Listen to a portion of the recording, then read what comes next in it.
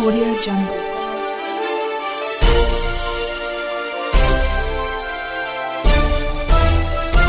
Audio Jungle. नमस्कार, मी यशवंत आणि आपण पाहत आहात बहुजन सैनिक महाराष्ट्र लाईव्ह। जागना है तो जगाना पडेगा, एक राष्ट्र के लिए। नाशिकमधील इंदिरानगर पोलीस स्टेशनच्या हद्दीत 8 वर्षाच्या सावत्र वडील व आजोबाकडून विनयभंग झाल्याची घटना समोर आली असून जन्मदात्या आईनेच मुलीला आजोबाजवळ झोपण्याची जबरदस्ती करण्यात आल्याची माहिती उघडकीस आली आहे।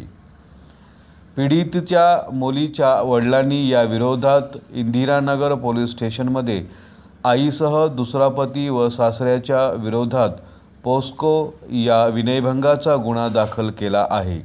इकडून मुलीवर आजोबाजवळ झोपण्याची जबरदस्ती पीडित मुलीच्या वडिलांच्या फिर्यादीनुसार त्यांच्या आईसह घटस्फोट झाल्यानंतर मुलीचा ताबा अलीकडे होता। आईने दुसरा विवाह केला असून तो वडाळा परिसरात राहत होता।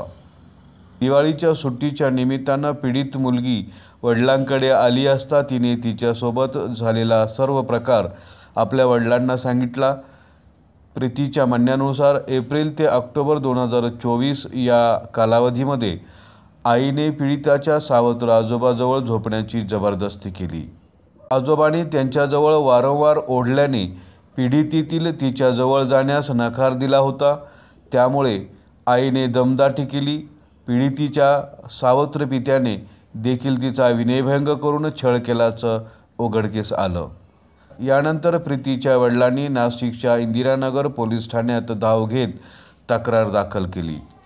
या तक्रारीनुसार पोलिसांनी पोस्कोसह विनयभंगाचा गुन्हा दाखल केला असून पुढील तपास पोलीस करत आहे। या प्रकरणी पीडित मुलीसह तिच्या आईवडिलांचा जबाब घेण्यात येणार असून त्यानंतर पुढील कारवाई करणार असल्याचं पोलिसांनी स्पष्ट केलं, अशी माहिती नाशिक जिल्हा प्रतिनिधी मुक्ताराम बागुल यांनी दिली।